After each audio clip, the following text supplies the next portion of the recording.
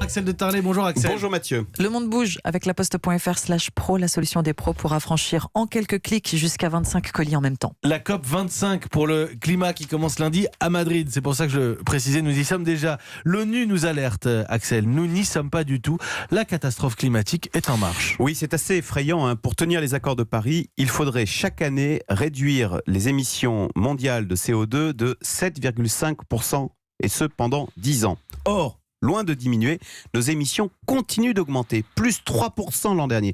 Donc oui, nous dit l'ONU, la catastrophe climatique est en marche. Depuis le début de l'ère industrielle, la température a augmenté de 1 degré Celsius, mais si rien ne change, on sera à plus 3,9 degrés d'ici la fin du siècle. Un enfer. Est-ce qu'on peut encore agir ? Est-ce qu'il n'est pas trop tard ? Alors l'ONU fait quelques recommandations comme l'interdiction immédiate de toute nouvelle centrale à charbon en Chine. Mais on n'y est pas du tout. Au contraire, la Chine vient de dévoiler un nouveau plan pour installer 150 gigawatts de nouvelles centrales à charbon. 150 gigawatts, c'est l'équivalent de l'ensemble des centrales à charbon existantes en Europe.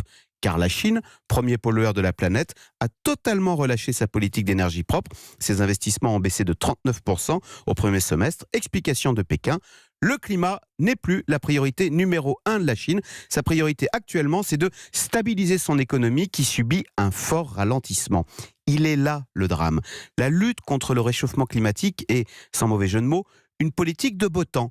On fait ça quand tout va bien. Mais au moindre problème, elle est reléguée au second plan. Et on a vu la même chose en France. L'écologie s'est effacée devant la colère sociale des Gilets jaunes. On a abandonné la taxe carbone. Et à nouveau, Emmanuel Macron vient d'annuler sa participation lundi prochain à la COP de 25 de Madrid à cause des grèves du 5 décembre. Vous voyez, on a toujours plus urgent à faire que de sauver la planète. Alors seul espoir, nous dit l'ONU, la pression de la jeunesse qui, elle, est de plus en plus impliquée dans ce combat pour sauver le climat.